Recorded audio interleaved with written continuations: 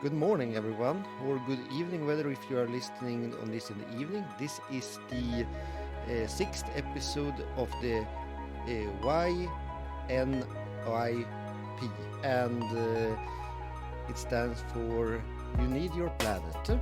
Originally, it was thought that this program would be called Your Planet Needs You, but that is strictly speaking not true because the planet is experiencing its time in geological ages and not in the term of a human lifetime. So a human lifetime is only a millisecond for the planet. We have our new colleague Axel Brännström here, and I thought that you should have the opportunity to introduce yourself to the wider audience, and then we could start. The subject of today's pod is the world in 2050, so we will engage in futurology. Well, thank you, and as you said earlier, good morning. That's at least what it feels like, and in case you missed saying it, I think good afternoon, good evening, and good night. I feel rather privileged so far to be a member of the EOS board, and I've so far enjoyed our, I think, 3 board meetings.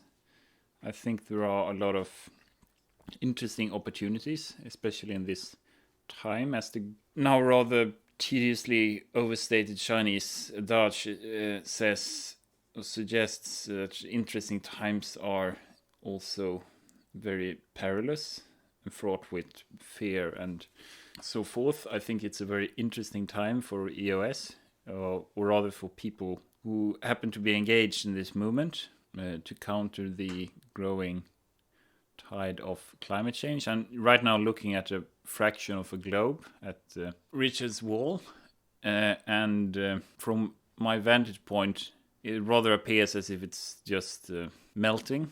So running across the wall, and it's rather, maybe from my recently inebriated state, there's a symbolism here, and there's a light glowing across in the space. That's sort of juxtaposition of beauty and decay and imminent downfall. I recently had a conversation that I won't go through here, but it was about the current state of affairs in Sweden at the moment, and the current political climate and prospect for the closest 50 years or so. And from what I understand, we're going to expand that in the traditional EOS way to the global, or should we be even more audacious and suggest the interstellar or intergalactic perspective for all intents and purposes, and have a moment to consider the future prospects as we may interpret them from this current stage of science in Sweden and elsewhere, and especially keen on talking about the impact on human societies from this backdrop. That sounds absolutely magnificent. So what we have to think about when we speak about futurology is that most articles about futurology, if we look at such eminent online newspaper as phys.org and Vice magazine and everyone else basically who delve into this matter, is that they build their analysis on singular developments. And the world can never be reduced to singular developments. We can say that we have basically 3 mainline analyses on the future. And the first one, which is still the mainstream one, is largely the neoliberal one, and that is in two variations. One that views neoliberalism as positive, and one that views it as a negative force. And then we have the cornucopian or transhumanist view, basically that we all are going to live in spaceships and be ultra billionaires with robot sex workers attending our every need, and everyone will live alone, but it doesn't matter for us because we will have so much drugs infused into our systems that we would experience happiness continuously. And finally, we have the various dystopian views on the future as well, ranging from that it would be a slightly poorer, slightly worse off world, until we are going to be like Venus and fry to death in 100 years' time. And my take on all of that is that we cannot look at the future from the perspective of one singular force. We have to look at the future from the perspective of multiple forces which are acting in concert with one another and counteracting one another as well. So basically, we have two main forces at work today. And I would say that the first of them is the scale of our civilization and the scale of demand within that civilization, which is transforming the planet's surface and releasing excess CO2 into the atmosphere. And the second one I would say is the development of technology. And the main point is that cornucopians are those people who claim that technology and the development of it is sufficient to bridge our civilization into the future and create a hopefully better civilization for tomorrow. While those who are more inclined towards a green view claim that it is unlikely. So, well, essentially, you're suggesting that there's an antithetical relationship between the green outlook and the optimist, so techno-pornographic, post-scarcity worldview. Or, well, I'm going to phrase a slightly more exhausting question, which is, I was going to suggest, had I not been so polite and allowing you to finish your sentences, that regarding the intersection and concert between these forces, whether we were talking about ideological forces or materialist technological forces and so forth. And for example, in the Swedish case, if we're talking about competing ideologies as well as facts from a, should we say, historical materialist perspective, that future of Sweden, if we could break it out like a variable from an equation, which of course you can't, but if you could, you would be discussing, what are the current trends within, say, the Labour Party, and whether they want to take Sweden into the future, what are the long-term prospects, but also in relation to the current and realistically expected future strength, what are the dominant tendencies within, say, the Sweden Democratic Party, the minuscule, now seemingly such forces such as the Partiet Nyans, the Party of Nuance, and fringe groups like Salafis and Nordic Resistance Movement and so forth. Do you see, was that the question, that were we strictly limiting ourselves to the materialist outlook, or are we going to discuss in terms of ideological and idealistic, so to speak, trends as well? Idealism and materialism are working together with one another. For those listeners who aren't accustomed to Swedish politics, the Labour Party is the historically dominant party of Sweden, and Sweden has had a so-called corporatist state where big business, the labor unions, and the labor parties have interacted to balance the Swedish labor market, and that is slightly more difficult in a globalized world which needs new challenges, and the Labour Party has not been entirely effective at adapting themselves. The Sweden Democratic Party are the local right-wing conservative / populist party, in line with, for example, the Freedom Party in Austria or UKIP in the United Kingdom. And they are poised to become the largest party in Sweden because of some some trends which are both very Swedish and very European. So European in general, Swedish in particular.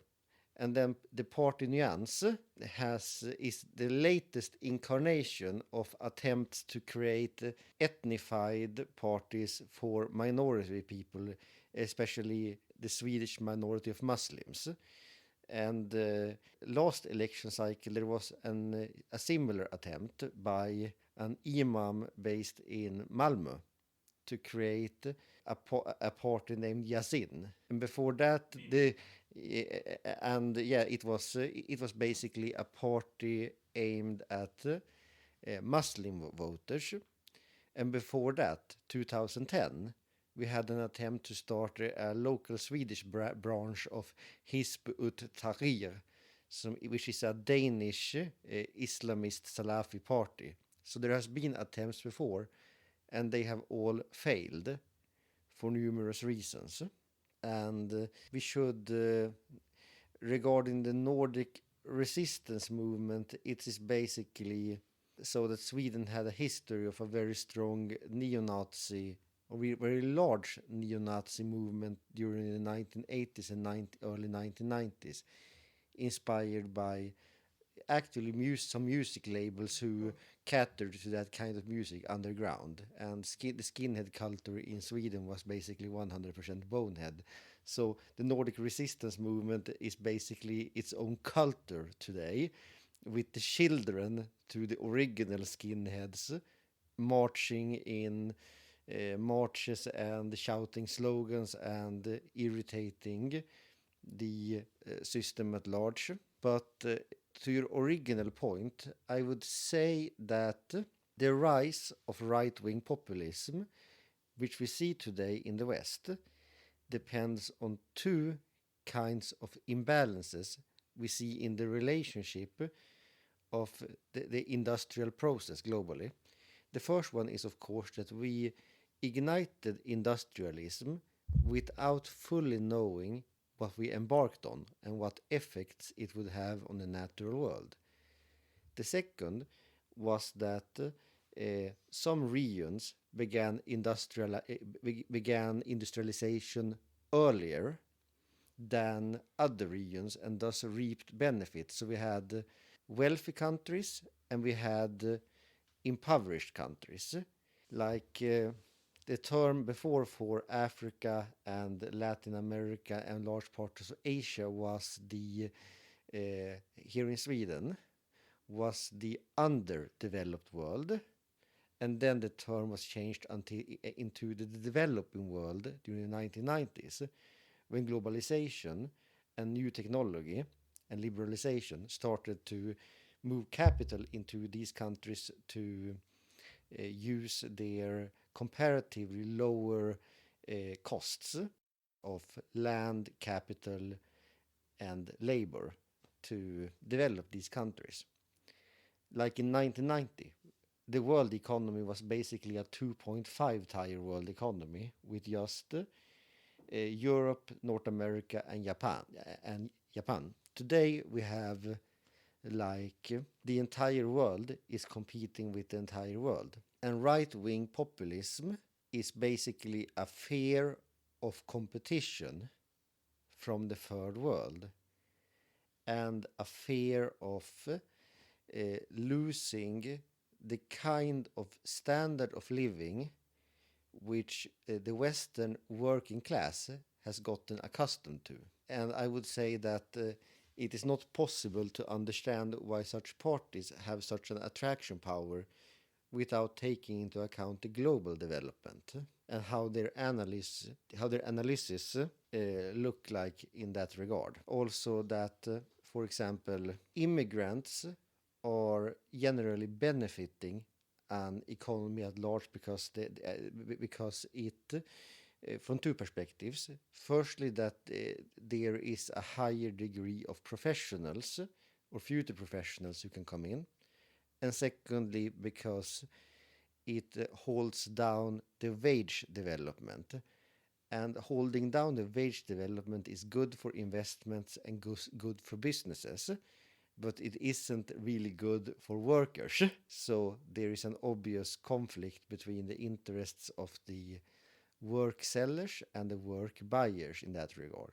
And when immigrants aren't included in the system, for example, because they are from regions with different skill sets required, skill sets like, for example, being able to tend to a herd or being able to work to tile and plow a field, like in many of the countries of Africa's Horn and similar, we will get a sort of dependency development, and that will affect the payments for retirements, education, and welfare negatively. Now you're essentially making the materialist side of the analysis, and see how it intersects, with, so to speak, with the idealist outlook. That is to say, is the future of, in this case, Sweden, but we could easily just expand this conversation. How should it look? What sort of visions should shape the future? What are the materialist frameworks to realize, for example, the long-term professed goals of the Labour Party, for example, with the current recognized need to reform our fossil fuel dependent economies? So yes, I think that's a very good point. I think you're hinting slightly at, if not a solution, then at several possible junctions or derivate different outlooks on the future, depending upon the choices made currently. For example, with the large migrant crisis escalating around the time of, but not limited to, the recent conflicts, current conflicts, I have to say, in Libya and Syria, but also including large number of Afghan refugees, for example, which is a case which has been ongoing since the 1970s, essentially. Certainly in its current form since the 1990s. And the European Union and adjacent countries have made the most of the efforts, I think, which isn't to say that it's been completely working or necessarily should, but of currently trying to jam the illegal entry points to the European continent, thus the European labor markets and other forms of like the benefits you're talking about, by erecting a sort of, we could call it a Festung Europa, somewhat derisively, but whether that's necessary or temporary or an actuality in the future, it's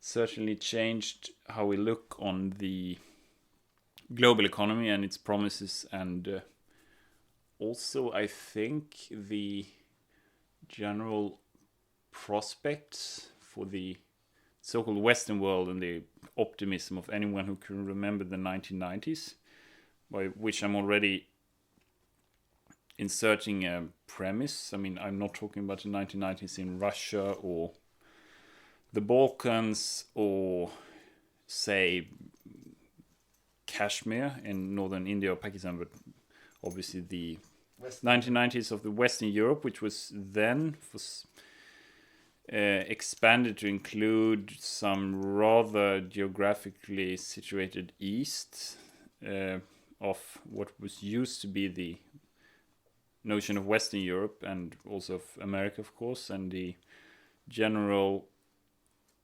acceptance and optimism inherent in certain free trade, for example, which was a contested issue, certainly, until the end of the Cold War, and had been seen and used as a sort of model to integrate the economies of, also assist the economies of developing, by which I'm using the word objectively, countries such as South Korea, the Republic of China, India. Yes.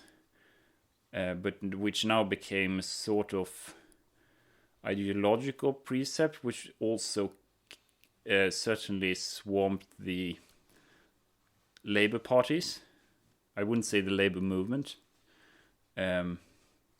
and became a sort of super ideology or paradigm, and now we're seeing it decaying, at least as an idealistic force. I don't think that the Labour Party has a very clear image of where does it want to lead, for example, Sweden, or let's say Germany, or certainly the United Kingdom, which is a Labour Party which is certainly deeply fragmented, even though it is an opposition and has a leader with a rather strong mandate, and I would say a very deep, firmly rooted history in both in party politics and in the sort of social, what used to be, the deep ideology of European social democracy and so forth. I'm seeing that image, that paradigm is certainly crumbling. We're seeing, such as in the case of Corbyn, some nascent alternatives. We're seeing the rise of so-called left-wing populist parties. I'm somewhat dubious about this term, but with such as Podemos, Syriza in Greece, which has now had its term in power as we could say, the new PASOK. That's probably derisive, but that's not the main point. And what is your, given the obvious shortcomings, not only materialistic, but of the idea of the end of history, the global liberal social market economy, and so forth. Where do you see it heading? And is it mainly led by, is it going to be led rather by idealistic forces or material conditions? I would say personally, from the analysis point that I have made in my profession as the EOS chairperson, that the political class right now, no matter if they are left wing or right wing, are completely led by their idealistic notions about how things ought to be, at the same time as the world is rapidly changing. If we look at the 2020s, which are rolling in very soon, within 10 years, we would have a very different labor market. We'll probably have had one global recession more, which will be solved by even more insolvent debt, which is pushed onto the future, debt to pay off debt. And then we will see a rationalization of the big corporations. And this rationalization will be aimed at the service industry. So like in 2022, we'll probably have the first store in Sweden which doesn't have any staff manning the counters. We'll probably have self-driving trucks on major European roads, and we will start implementing more robots and exoskeletons and such stuff within healthcare, which will both be more expensive, which will mean cuts in other areas, and it will also reduce the amount of employees that they can get accustomed to. And what we also will see is probably a lot more deregulation in the wake of the new crisis. So the 2020s will have a very different labor market from today, but it will be a logical continuation of the kind of labor market that we have seen emerge during the last decades. Namely, we will see that actual employment will decrease and that a lot of people will become consultants for microjobs. So for example, that you want a job, you write yourself up for a phone number, and then you receive an SMS or an email every time someone wants a text message. Every time someone wants a window cleaned, or some old lady wants her bags carried home and similar. So we will see a return of that oldest or second oldest of professions, errand boy. And we already see that in Germany and the United Kingdom and now in Stockholm with microjob agencies. And this development will create a further segmentation and a widening of the precariat, especially for often men who are working like truck drivers and similar today. Well, I like your notion that of the continuation of the existing paradigm, but presuming, for example, that the labor movement, however defined or however defined in ideological terms, I mean, the Labour Party, for my lifetime at least, seems to have been generally, if not entirely positive, then certainly accommodating to this larger trend. Not to say complete lackeys to global evil corporate forces and so forth at the possible expense of the labor force. But presuming that there is a contradiction here, speaking in Marxist terms, what will be the... I generally share your analysis on the future. I would like to spend a lot more time talking about the reaction to this presumed rather grim, I have to say in several ways, outlook. And so from one perspective, we could say that we're living in a generally more peaceful time than 100 years ago. Lifespan has increased in more or less every country in the world. The welfare, living standards have certainly gone up. I would say just about everywhere, except that's it. Full stop. And at the same time, we have a rather grim outlook on the continuing corollary. That's what I was looking for. So if this system has, if not created, then certainly coexisted with general rise in productivity and also in some way in its distribution, I mean, given the inequality of the world we saw at the turn of the last century, why does it seem so grim, leaving aside for a moment maybe the climate issue? And also, more importantly, what do you think will be the challenges to this continuing corollary? Because if the future indeed, if the structural unemployment is going to increase, if the social alienation that you're talking about is certainly not going to get better, and in some ways are going to increase, the political implications of this suggested, and with the current trends of increased, polarization between ethnic groups, gender, and so forth across the political scale, I'm seeing something that certainly appears to be very fragile and I would say disintegrating.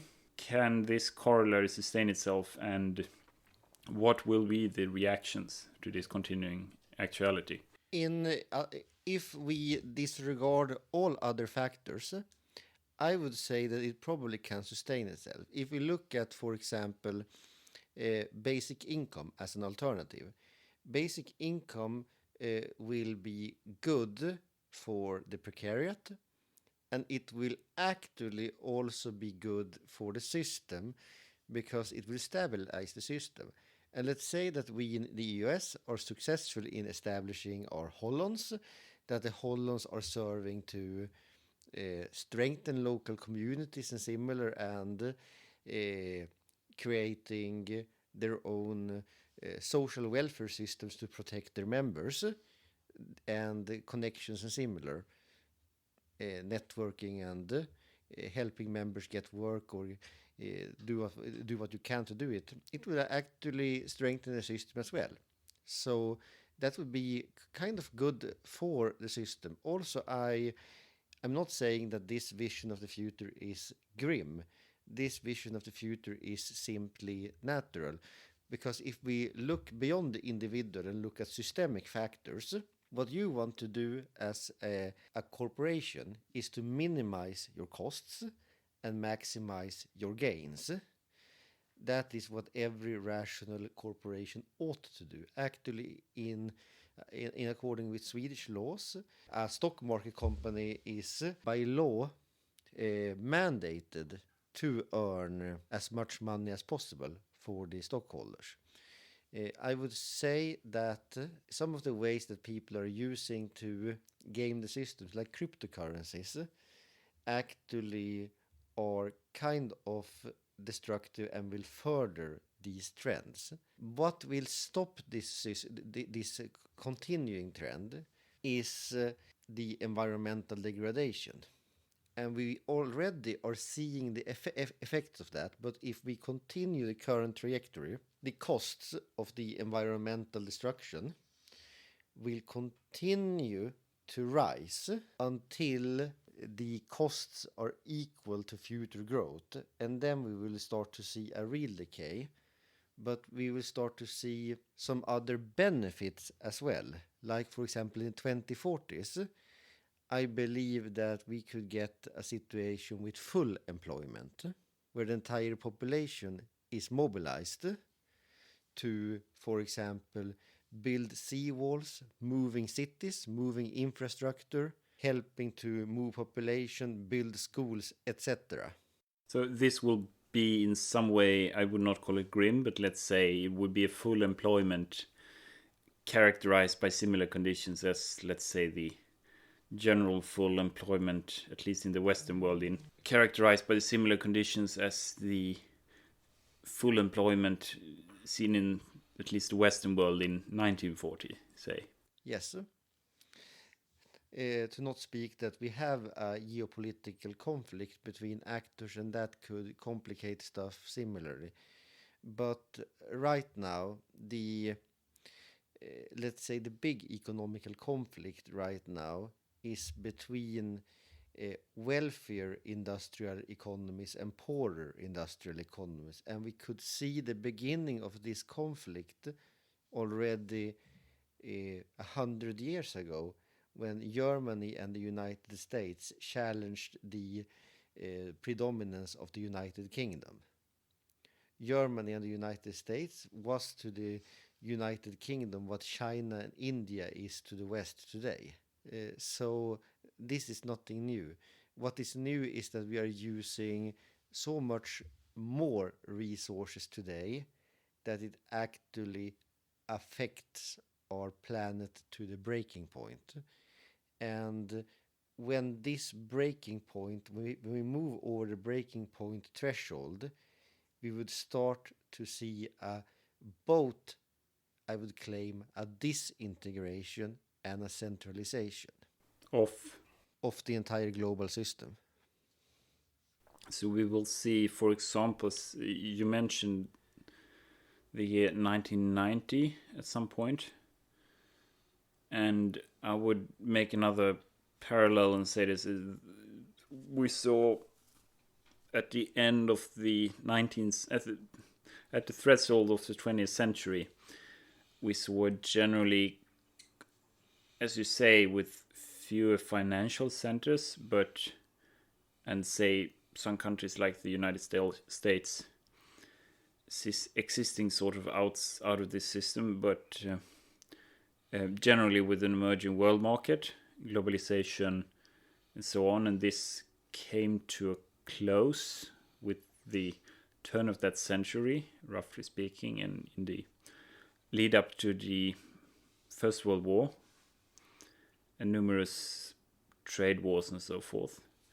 We're seeing at least a parody of a minuscule repetition of such events, certainly with competing political forces over the very notion of, is globalization a good idea, or is globalization good, to contradict the famous statement and documented by Swedish liberal Johan Norberg with a somewhat critical question. We certainly have to convince ourselves by now that even if it is good for everyone, as has been stated somewhat more intensely of late, a lot of people, especially in the West, do not think at the moment that globalization is the way to go, and we're seeing the political landscape redrawn in the image of this conflict. And I mean, that's nothing new either. In the late 19th century, the whole political debate in the United States, for example, was focused around the issue of the American market, which was then, I think, the highest GDP in the world, but generally not completely integrated with world markets. I mean, I believe if you took a car on the Titanic, let's say, or another ocean liner around that time, you could be forced to pay up to 100% of the value of the car in the import tariff, which obviously came to benefit the development of an American auto industry. I mean, YNYP would probably counter this argument by just suggesting the United States itself certainly had more to benefit from opening its economy, and a lot of people thought that as well. And it's a major schism, I would say, around 100 years ago between the Democratic and Republican parties. You know, what role should the United States play on the world stage, by which I mean economic, but also subsequently military, political, and so on. And we're seeing this debate over again. And, well, I still would like to challenge you on the notion of the future as the breakdown of the system, because given the current conditions and resistance to globalization, economic but also of cultural, people, and so forth, you do not see that the whole political landscape could be redrawn as a result of economic conditions, of, for example, the impending recession. This would, of course, not affect the larger issue of fundamental things like the market economy, representative democracy, let alone the climate crisis, but it certainly could mean, and we've seen this before, a redrawing of the economic rulebook, and in theory a complete negation of the globalized economy as we've seen it throughout the past 30 years.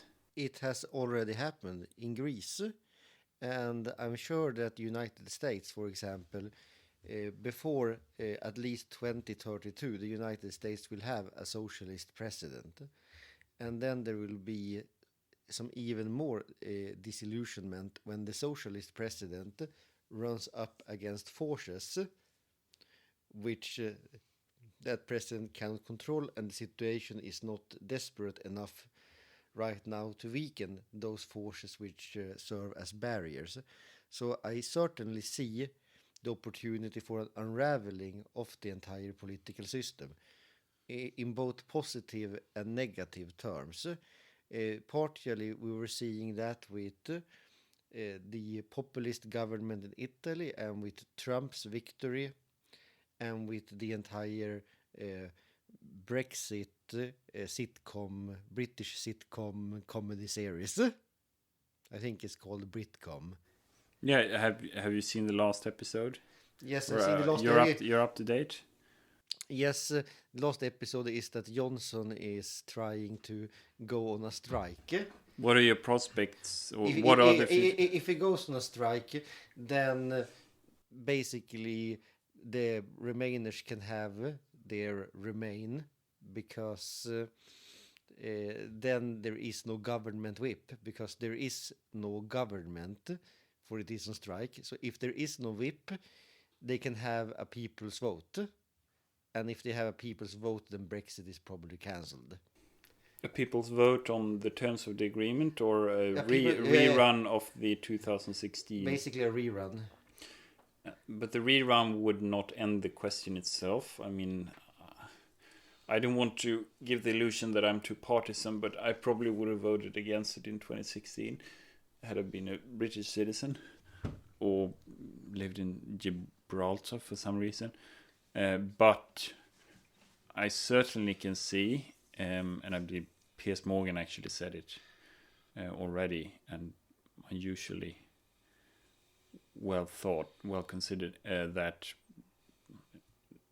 second referendum would not solve the issue. It would negate the original one, but the relationship between the United Kingdom and the European Union, or between London and Brussels, has been fraught with problems, I'd say roughly at least since the Maastricht Treaty, and it's not limited to economic conditions. On the contrary, I believe even if United Kingdom was to leave at the close of this season, we will see probably in the next one or relatively soon the emergence of some kind of treaty.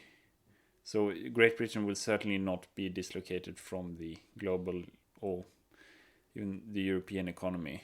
So I do, however, believe that calling for a rerun of the 2016 referendum would be make the first one, the original one, seem rather peaceful and joyous and democratic, a festival of ideas, nicely concluded with a legitimate result. The second one would be, I can understand it would be welcome and, as you say, probably supported by the majority, but it would put all sort of democratic credibility of any incumbent or future British government at stake, and for good reasons. This is the problem with polarized politics in general. When politics are polarized, it is not only that we are in disagreement, it is that we are in disagreement about what we are in disagreement about.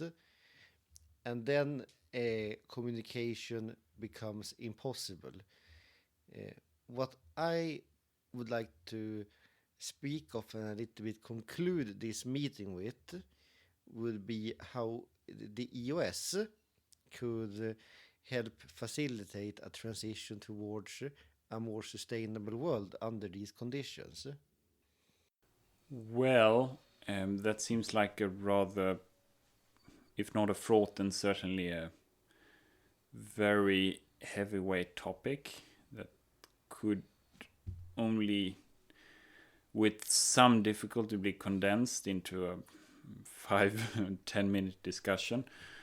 I'm not sure. It seems like a slightly arrogant way of phrasing the question, would you not say? Given the current, but no, would you like to begin? I think it is chapter 11, but I could be wrong, of my recent book, The Future Civilization. I wrote about a concept called holons, and more specifically about a certain type of holon called a house group. And a house group is basically a group of friends meeting every five every 5 to 10 days, twice, once every week or twice every month, and talking about sustainability, watching a film, having a fun time eating together and similar, and then discuss how to shift control over their lives by collaborating with one another.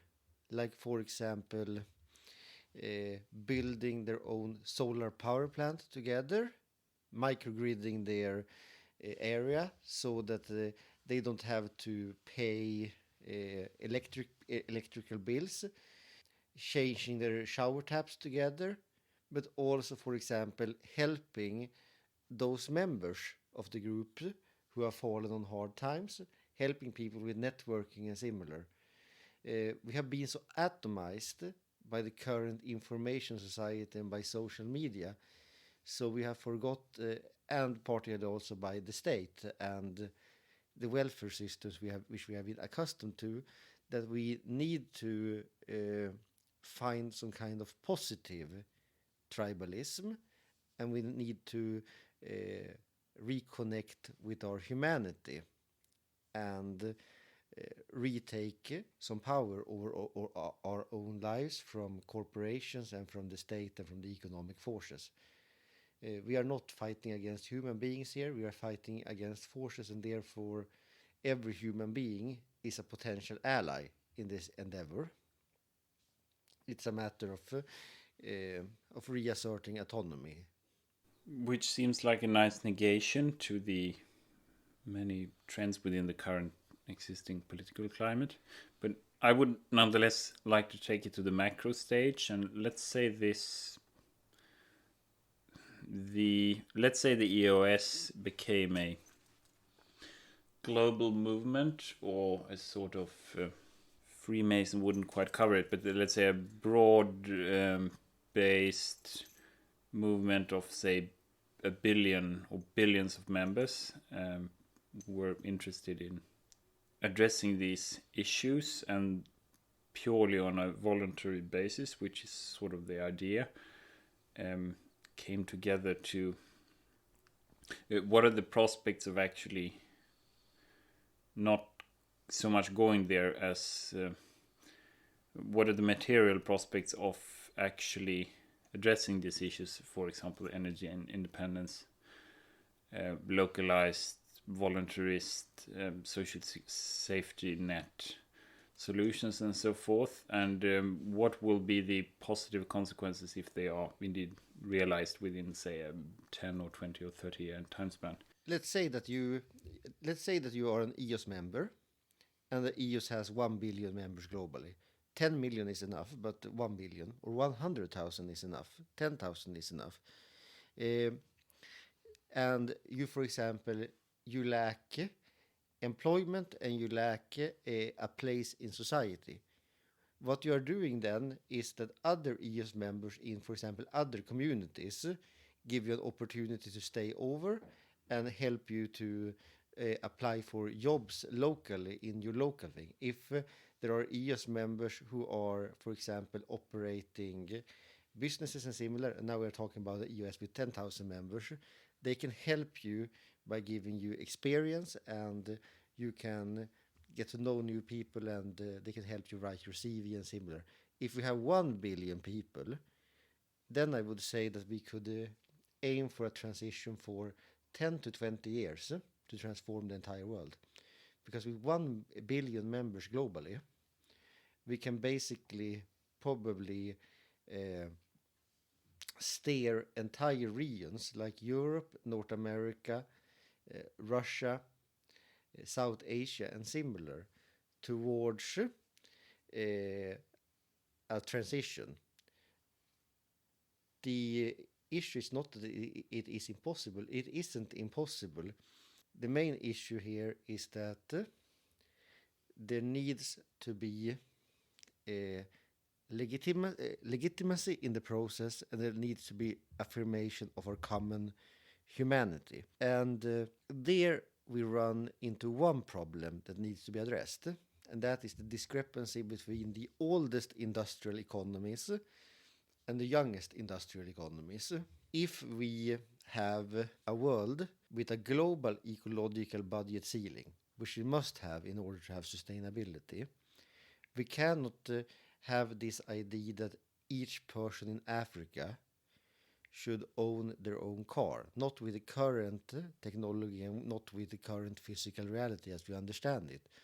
So what we need to do is to transfer some wealth gradually from the richer regions of the world to the poorer regions of the world. And in this regard, I believe that in an EOS world economy, we would see an opposite migration of people. We would see a migration which will be temporary from the more developed regions to the less developed regions. For one of the main issues here is that, for example, a person is unemployed in the United States, have difficulty getting into labor market there, is not needed in the local economy. Well, transfer that person to South Sudan and let that person be a part of a group of teachers or a group of barefoot engineers who are setting up, for example, biodomes, restoring soils, or setting up solar power plants for communities there. So essentially sending the Covington kids to Africa, which sounds like a good idea for an American or otherwise film director who maybe want to make a sort of comedy with some serious underlying issues. Well, the prospects you're talking about with millions of members, so it's just makes me think maybe to play on an old a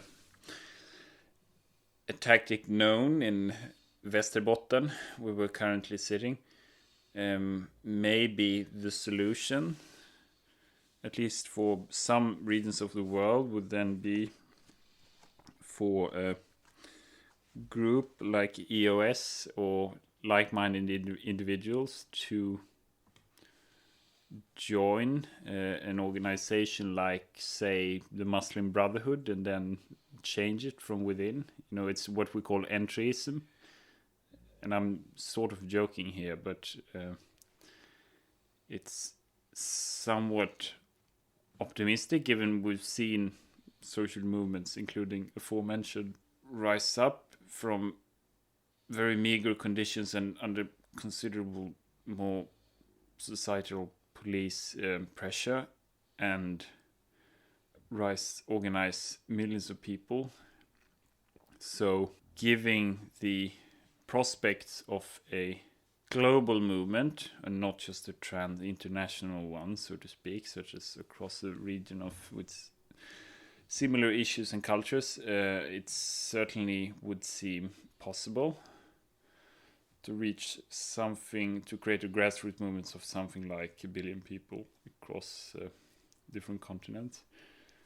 But essentially, when we're talking about the climate crisis, generally we're talking about the macro stage, the mandatory issues, the taxes on your plastic bags and other, decisive issues. How will the macro, presuming again, that 1 billion members, or let's say you convert all Christians and Muslims and Hindus and so forth, different shades of Buddhists, into EOSism and the ideology of the For millennium. Yes, the ideology of the third millennium and the 3 criteria as a sort of axiomatic. How would the elite or the decision makers on the macro stage react? I don't mean to the creation of such a movement, but just the gradual organizing of people locally. What would be the synergy or the dynamic between countries and governments and this emerging mass movements, presuming it does arise up to challenge it rises up to the task? Let's say that depends on the outcome of our research and whether the veracity of the design is proven. But basically, we would have, of course, a shift of the way prices operate in the world. So prices will reflect the environmental weight of products and services. So products and services will cost the same as their environmental weight, because everything does have an environmental weight.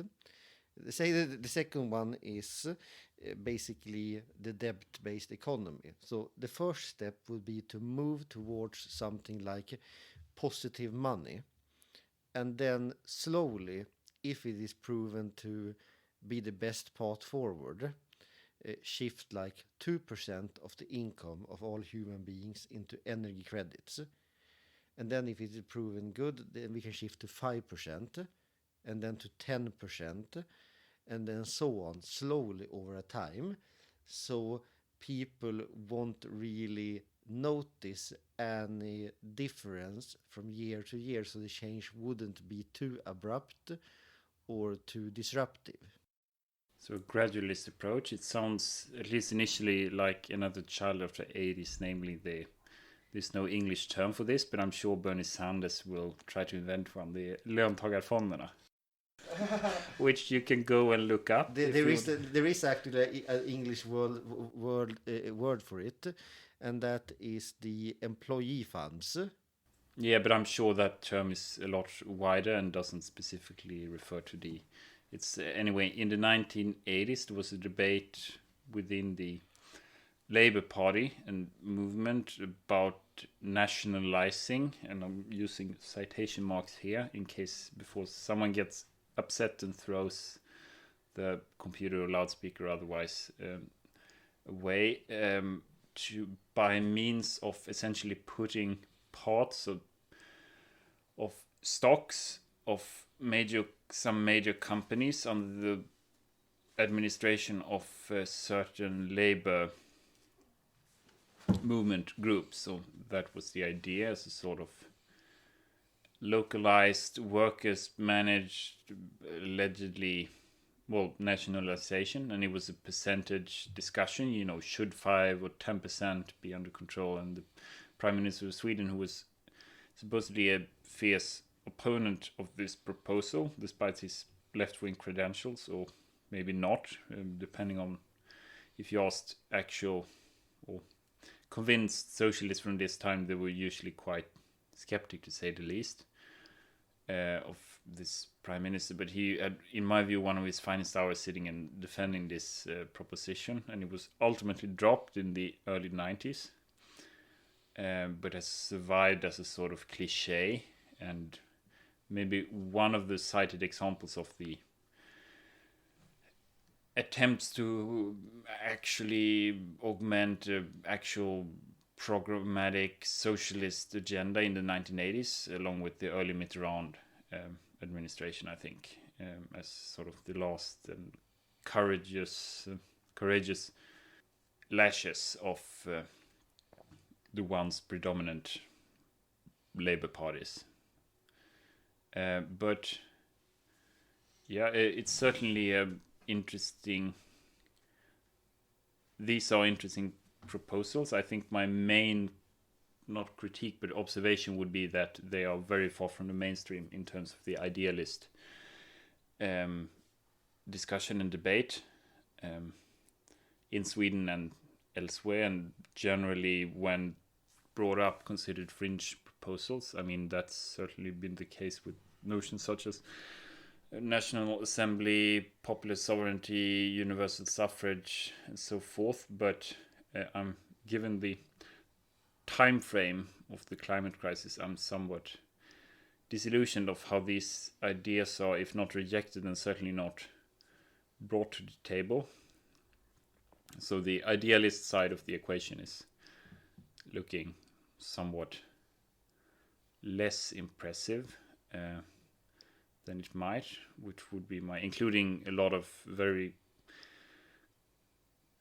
convinced and sometimes courageous and certainly engaged actors on the stage, such as Greta Thunberg and so forth. And I'm feeling somewhat disillusioned by a lack of debate on solutions, science, the prospects of actually the promise of the future rising up as well to face this and counteract this certainly very paradigmatic, whether we want it to or not, challenge, which will be the main, looked back on as the main political issue, at any rate, of the 21st century. Which is why it is bad. Which is why it is bad that the discussion today moves in such circles, where we try to focus on who is to blame, and who was it who threw the ping pong ball first, and who is more privileged than the other, rather than discussing solutions on how we want the future to look like. Because emotional based arguments about who is right and who is wrong are always going to be. Who has the right to be right? Yeah, who has the right to be right. Such debates are always quite meaningless and won't bring us forward. And meanwhile, the world is continuing towards a trajectory which we cannot take control over. So that is why it is good that we have this discussion. And I'm looking forward to more discussions with you. And I think we can have one that is 2 hours long, and maybe only you and me are interested in listening to that. But it will be quite awesome. Well, I'm certainly looking forward to that as well, possibly in a slightly more restive mood. And, well, I have to agree on that. And just very briefly reflecting on your three proposals, because at the moment I think that's the most important thing to get out there into the mainstream and into the Green Party and its auxiliary organizations and other political movements as well, and certainly political movements out of Sweden. I mean, I will never stop for a long time, I think, of reflecting on how poor and impoverished, rather, the ideological discursive climate is in this country. But if it was only for that, I could just ignore it. But unfortunately, in the whole Western world, certainly, the political debate is rapidly, if not decreasing, then certainly continuing at a very bad trajectory, which is almost as depressing as the materialist truths and future and truths about the future that we are facing. But essentially just one question on, so just to visualize going backwards, the idea of positive money, which you can look up and should, and either pick it against whenever you see unlikely a discussion or debate on this topic, or join the movement, as I know some EOS members are at the very least on the fringe of doing, certainly considering the ideas very and its proponents as potential allies, underlying form, but it would essentially mean an overhaul of the existing financial credit system. And the monetary system to some degree. It would mean basically that money will work as most people believe that money will work, that a certain amount of new money is created each year, and that the government gets monopoly on creating money, rather than having it as today, that most money is accumulated and generated through private debt. Essentially, like a child, if you ask your 5-year-old, and if you don't have 5-year-old, maybe you should start working at that or not. It's up to you. As a 5-year-old would believe that the economy is working, that money is kept in a huge vault and it's subdivided into several sets of coins bearing the image of the king, or if you're from another paradigm, the former presidents, usually deceased, and usually male, if you want to make that point, and that it's kept in a large vault and in certain absolute amounts, and obviously or subconsciously the government has a monopoly on it, so on, rather than the famous vault of Charsuan Dakshos. I probably pronounced that wrongly, but at least I spared you the American intonation of these names in the if not in the book series, then the recently concluded TV adaptation Game of Thrones. And I won't go into, but those of you who listen to this, I believe a certain percentage would know and understand the reference, and it's essentially the brief. And the other proposal that you mentioned with the energy accounting, which I think is extremely interesting, and essentially would mean that me purchasing a Shagmobile would cost more than a Tesla, for example, which is a proposal that is fraught with some difficulty, but very easy to formulate in the narrow sense. In the physical sense, Yeah. we basically created an economic systems out of physics. But we have to wrap this up, and it was very fun having this discussion, and I hope that we can have more discussions of this kind in the future. Yeah, I agree with that. So thank you as well. And if you want to ponder a question to the next time, you can just making a reflection on the Swedish debate climate. Can you use that word, climate? If not, we should certainly introduce it. On how to explain to my future 5-year-olds why he can't own a Shagmobile unless he's also a billionaire. So thank you, Monsieur Lescure, and au revoir. Also, I would like everyone here to visit our website eosprojects.com and also join the Earth Organization for Sustainability group on Facebook. If there is something you agree or disagree with us, please let us know. Have a good time and au revoir.